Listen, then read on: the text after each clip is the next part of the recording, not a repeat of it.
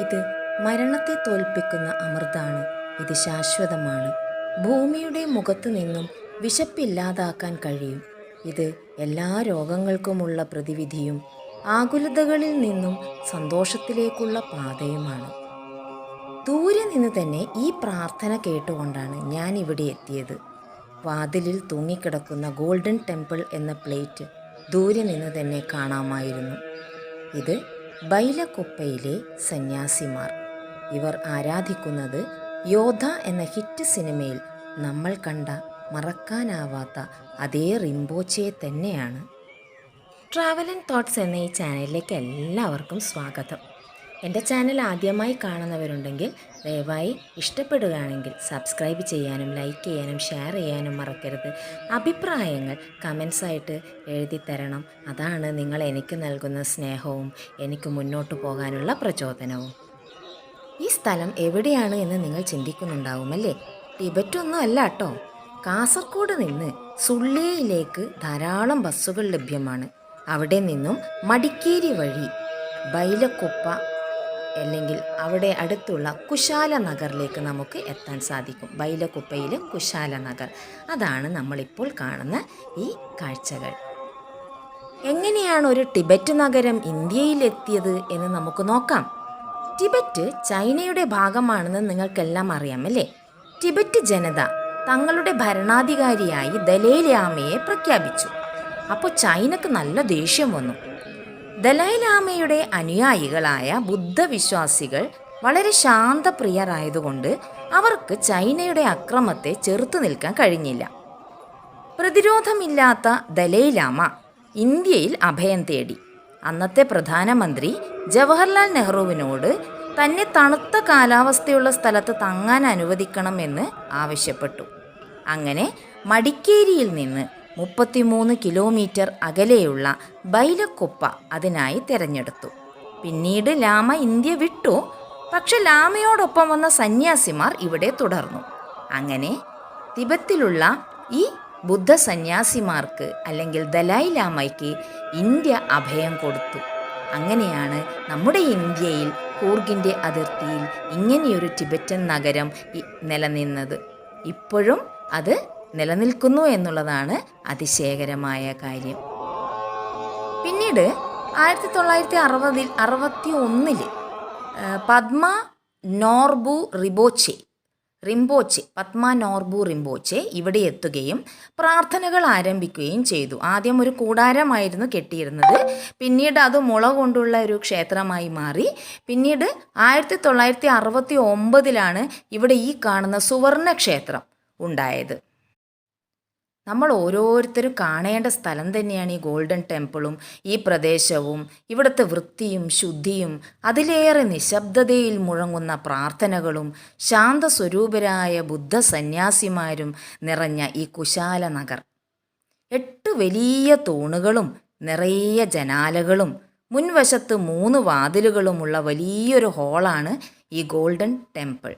ഇതിൻ്റെ പേര് പത്മസംഭവ വിഹാര എന്നാണ്.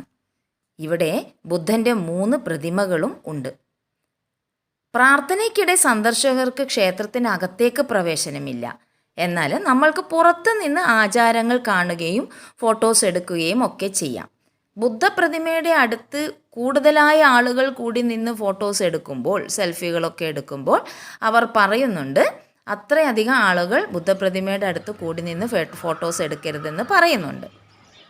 ഇത്രയും ശാന്തവും നിശബ്ദതയുമായിട്ടുള്ളൊരു അന്തരീക്ഷം ഞാൻ മറ്റെവിടെയും കണ്ടിട്ടില്ല.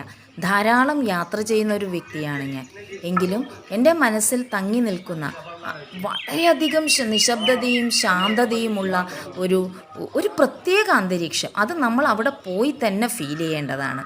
ഈ കാണുന്നത് മണിയാണ്. പുലർച്ചെ സൂര്യോദയം അറിയിക്കാൻ വേണ്ടി ഇവിടെ ദലൈലാമ വന്ന് മണിയടിക്കുകയും അതോടൊപ്പം മറ്റ് ഈ കാണുന്ന സ്ഥലത്ത് ഈ കെട്ടിടത്തിൽ താമസിക്കുന്ന സന്യാസിമാരെല്ലാവരും ഇവിടെ എത്തുകയും അപ്പം തന്നെ പ്രാർത്ഥനകൾ ആരംഭിക്കുകയും അർദ്ധരാത്രി വരെ പ്രാർത്ഥനകൾ തുടരുകയും ചെയ്യുന്നുണ്ട് ഇവിടെ.